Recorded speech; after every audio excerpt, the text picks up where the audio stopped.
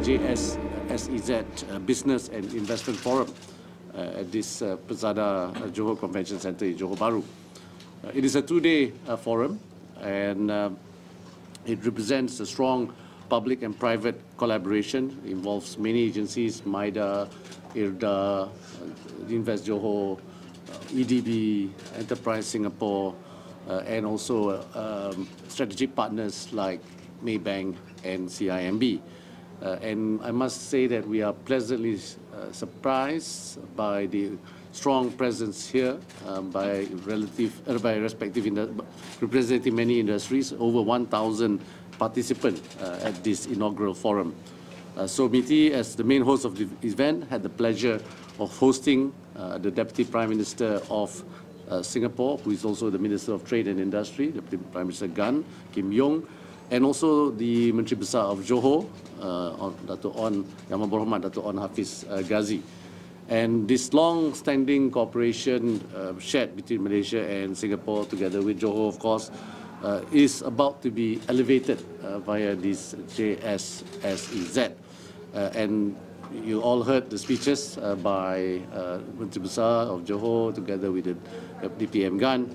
I believe we can sum up a few of the key points, including my speech. So point number one is that Johor, Malaysia, and Singapore have complementary strength, and this is what JS-SEZ is all about.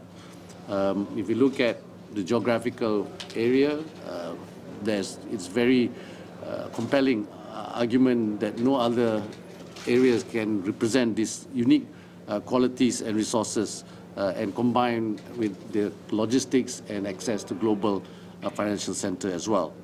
Number two is the possible establishment of an ASEAN or RCEP industrial park. This is something that all of us will continue to see the details on, where the park will be, what are the focus on. So this will come back in a timely fashion. And an agreement that we should commence a regulatory sandbox as well for new projects, for new ideas.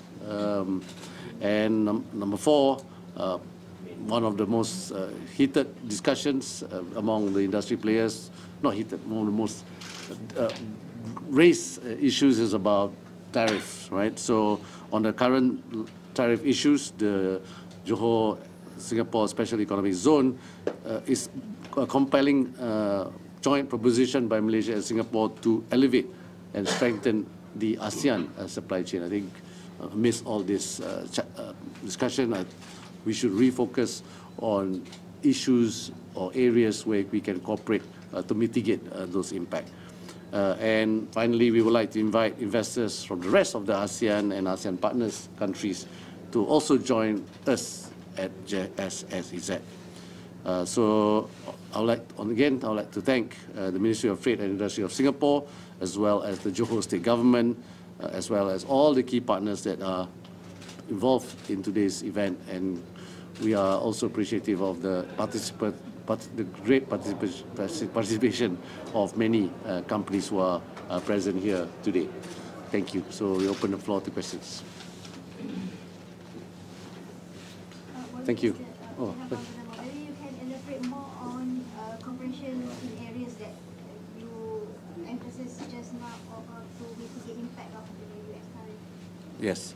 So if you look at the areas that we want to focus on, these are areas where I mentioned before, the areas that bring the right spillover, and JS-SEZ has identified 11 key sectors. So these are the 11 key sectors involved mainly in high-end technology, advanced manufacturing, green energy.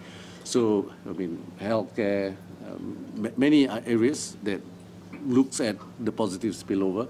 In fact, the Chief Minister or the Menteri Besar of Johor announced that this quarter alone, investment in Johor that has been approved amounts to 27.4 billion ringgit first quarter. And this was, if you look at the breakdown of that number, if I'm not mistaken, more than close to 90% of it is actually JS-SEZ. So a large portion of it is attributed to JS-SEZ. And I would like to say that IMF-CJ, that was opened, Invest Malaysia Facilitation Center Johor, that was opened in February this year, played a critical role as well in facilitating these investments in the first quarter, approved numbers.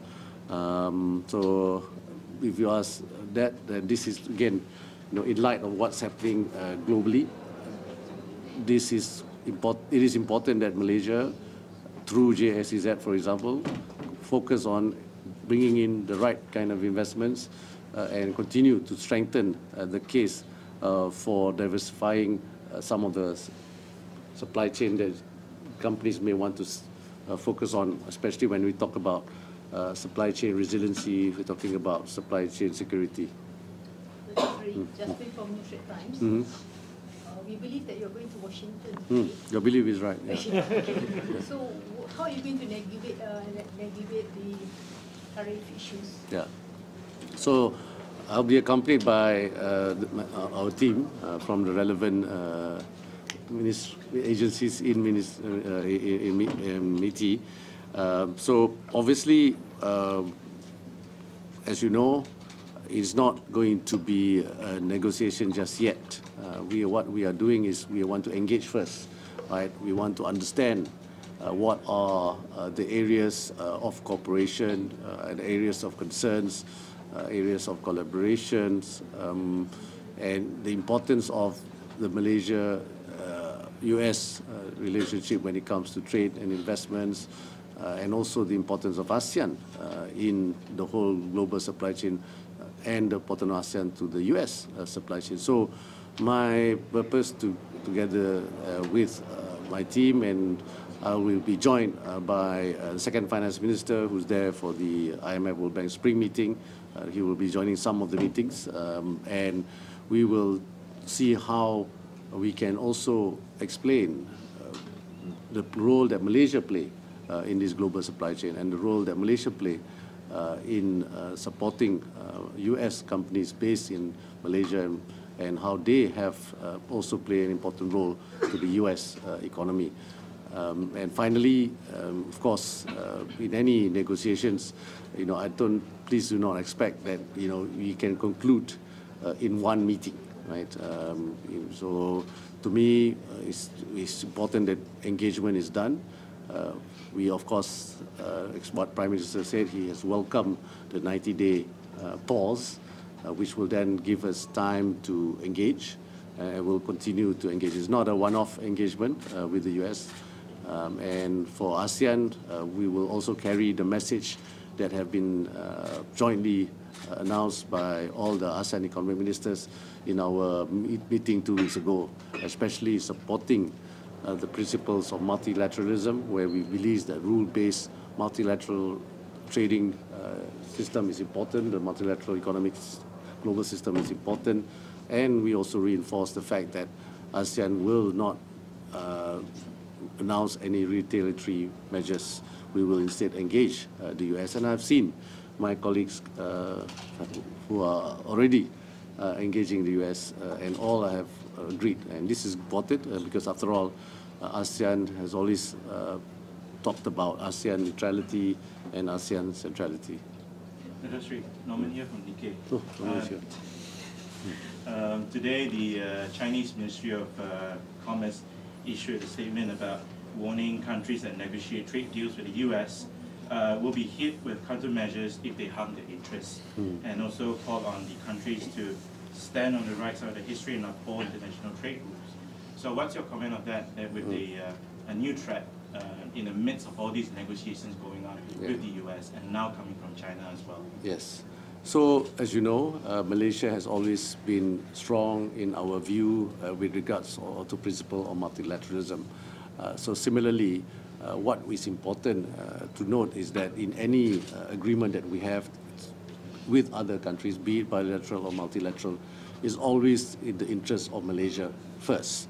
We want to make sure that Malaysian companies, Malaysian investors, Malaysian exporters, Malaysian workers, well, in a way, Malaysian economy is not being affected by a decision that is harmful to our nation. So again, China or EU or GCC or even the US, right? I think what we need to do is engage. For us, we understand the principle of multilateralism, and especially through multilateral platforms or organizations like WTO, is that, that's why you have the MFN, right, where we always want to be fair to all. Whatever agreement that we have achieved with one nation, we should try as much as possible to give similar treatment.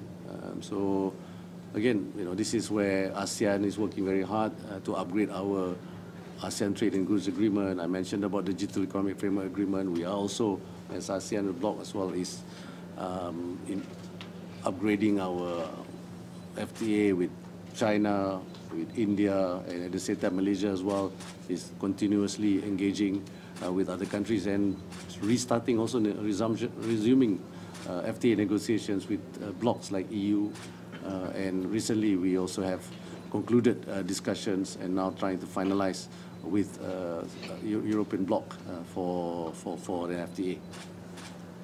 Thank you. For one last question. Datuk Seri, Dua. the reason we said China Malaysia, right? So 31 MOUs were signed. Any updates on it? Given that it was done on Thursday, I hope you give us time after 2 working days. So we need more time to update you. But please be assured that we are still monitoring not just this MOU, but even the other MOU. But what's important, honestly, is to make sure that when you look at the MOU, it's not just MOU of cooperation in business, but MOU cooperation in other areas. Then this is important because for Malaysia, as an open economy, we have similar understandings, not just with China. I'm going, for example, to Saudi also next week because we're in preparation for the ASEAN GCC meeting end of May, where we also have another business element that will be supporting the leaders summit. Zach. So let's say that any negotiation with US falls through and the tariffs take place as it is. So what is the forecasted impact on Malaysian economy? And then with this latest development, is MITI going to revise the trade target? Yes, so I think it's still early days. Like what Central Bank said, the governor has said that even IMF World Bank is relooking at the global growth forecast because one must bear in mind that this tariff, the reciprocal tariff that was announced, and now the base tariff that's also been in place for the next 90 days affect all economies. So Malaysia, of course, is not excluded. So the impact to Malaysia, we are still studying. We have a range. I think many analysts here also have a range. You ask the IMF Maybank, they have a range between 1 to 1.5% impact to GDP. You can look at the consensus number, but our official government still are waiting for full study on the impact. I'm sure Central Bank at the right time will announce the impact to the GDP. As Governor stated, he is still waiting for full, because things are moving so quickly in terms of policy changes. First it was 1st of April, then 9th of April, then 10th of April, there's another change, and then some sectors are exempted, first semiconductor, then the E&E, and then the appliances, and then maybe only short term. So this, a lot of uncertainties, but if you ask me, of course, any tariff will have an impact to any economy. So definitely there will be a negative impact. But again, there will be direct and indirect impact. There will be winners, there will be losers, but net, I think even if you are winners into, but that pie is shrinking. You might be having a greater percentage of the pie, but the pie is shrinking as global trade and global economy shrinks in the face of, tariffs. Right? So that is what we believe in. That's why I mentioned many times today, the principles of multilateralism is important because this has brought growth to our economies, and it has brought also stability, peace, and prosperity as well. That is the thesis that we continue to support. Thank you. Okay. Thank you very much. No question for this two? Tak ada. Thank you. Johor? Thank you. Take one picture. Take one already. Standing or sitting?